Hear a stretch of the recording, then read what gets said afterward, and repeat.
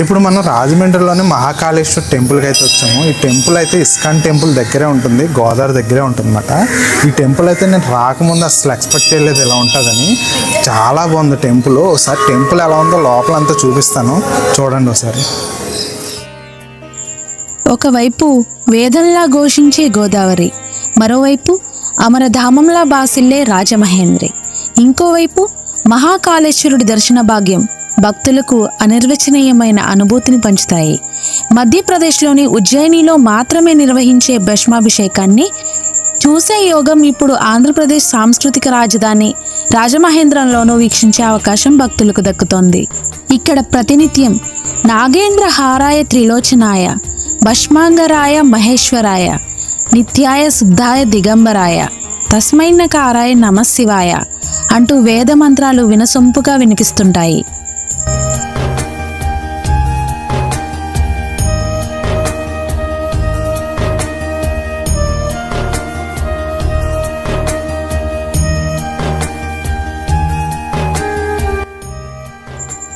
పట్టపగలు వెంకట్రావు మహాక్షేత్రమైన మహాకాళేశ్వర ఆలయాన్ని నిర్మించారు.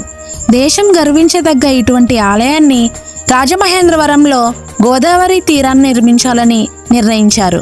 ఉజ్జయినిలో మహాకాళేశ్వరుడికి జరిపే భస్మాభిషేకానికి మహా అద్భుతమైన క్రతువుగా దేశవ్యాప్తంగా పేరుంది.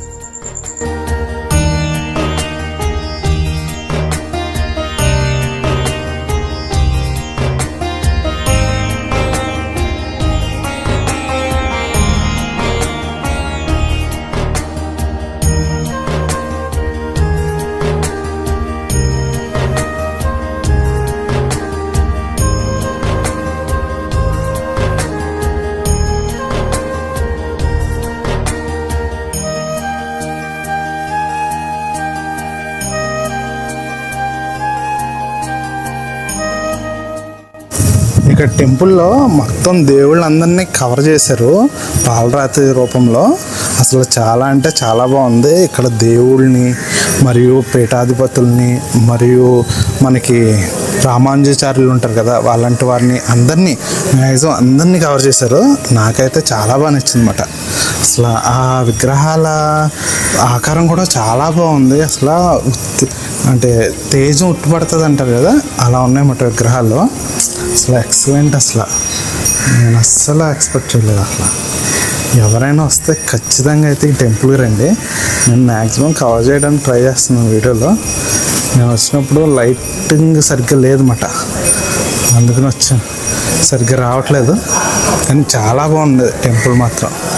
ఖచ్చితంగా విగ్రహాలు చూడండి, అసలు తేజస్సు ఎలా ఉట్టుపడుతుందో.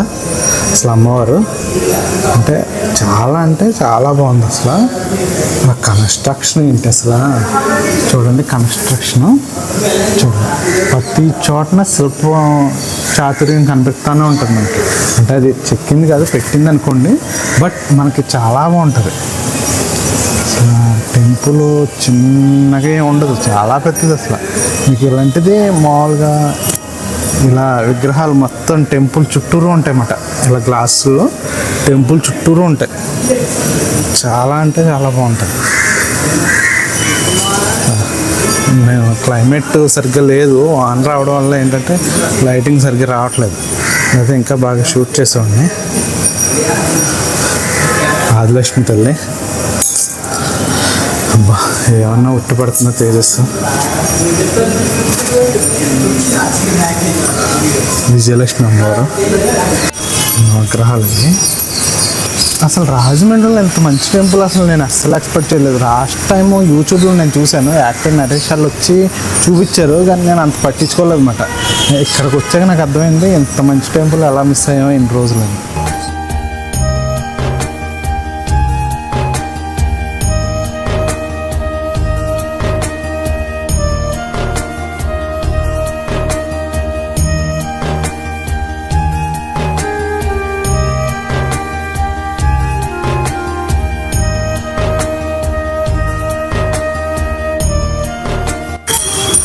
కింద నరసింహస్వామి విగ్రహం కనిపిస్తుంది కదా, పైన సేమ్ అదే ఆకారంలో అక్కడ కనిపిస్తుంటారు మొత్తం.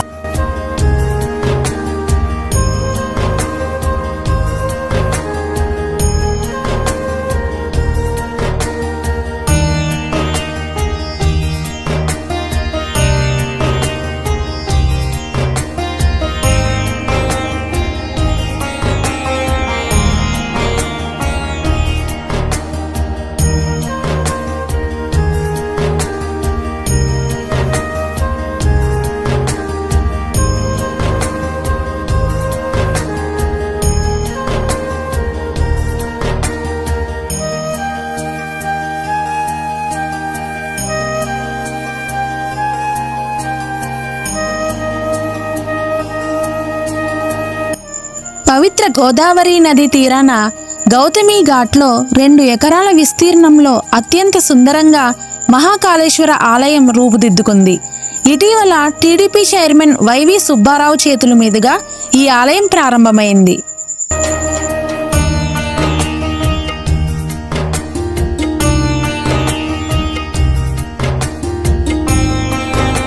ఈ టెంపుల్ ఎక్కడ ఉంటుందంటే ఇస్కాన్ టెంపుల్ దగ్గరే ఉంటుంది, గోదావరి దగ్గరే. చాలా అంటే చాలా బాగుంటుంది. ఈ టెంపుల్ పక్కనే శ్మశానం ఉంటుంది అన్నమాట. అంటే శ్మశానం ఆధారంగా చేసుకుని ఈ టెంపుల్ కట్టారు. చాలా బాగా కట్టారు.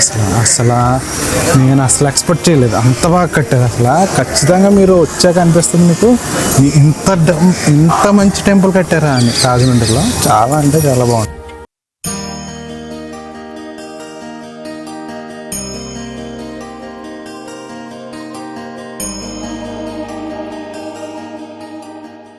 రాజమహేంద్రవరం మహాకాళేశ్వరుడి ఆలయంలో ప్రత్యేకంగా చెప్పుకోవాల్సింది భస్మాభిషేకం.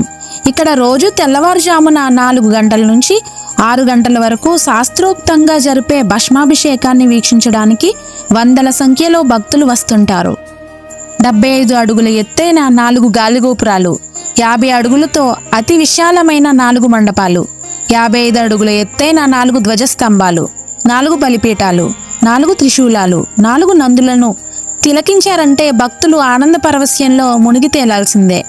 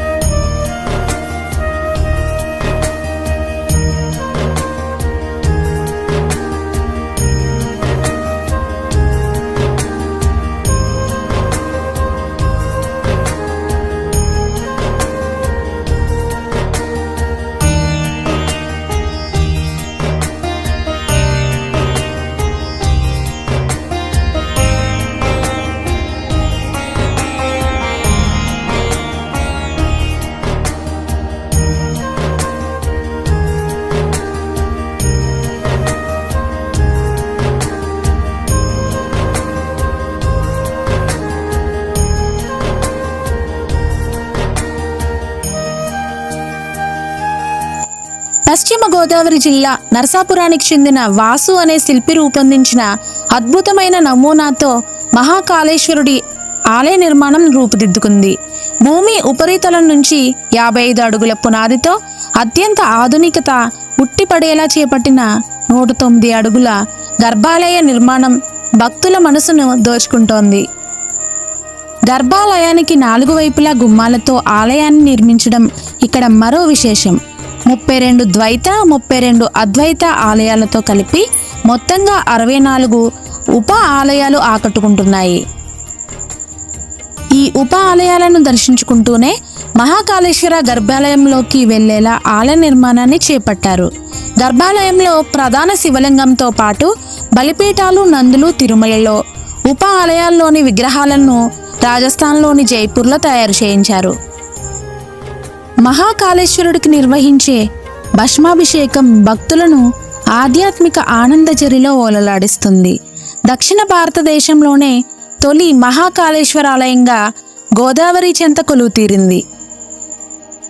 ఈ భస్మాభిషేకాన్ని చూడడానికి దేశం నలుమూలల నుంచి పెద్ద ఎత్తున భక్తులు ఉజ్జయిని వెళ్తుంటారు. ఈ నేపథ్యంలో ఉజ్జయిని మహాకాళేశ్వరాలయాన్ని సందర్శించి లభించే అనుభూతిని దక్షిణాది రాష్ట్రాల భక్తులకు కూడా అందించాలని రాజమహేంద్రవరంలో ఈ ఆలయాన్ని నిర్మించడానికి శ్రీకారం చుట్టారు.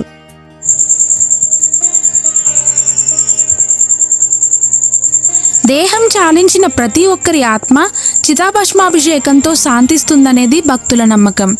ఉజ్జయినిలో అయితే భస్మాభిషేకానికి పురుషులను మాత్రమే అనుమతిస్తారు, కానీ రాజమహేంద్రవరంలో మహిళలను కూడా అనుమతిస్తారు.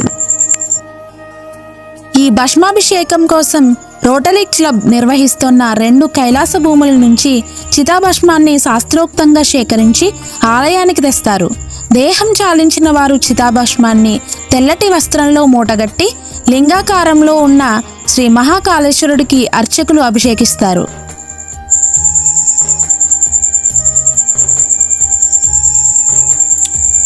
చూసారు కదండి మా వీడియో కనుక మీకు నచ్చినట్లయితే లైక్ చేయండి, షేర్ చేయండి, సబ్స్క్రైబ్ చేయండి.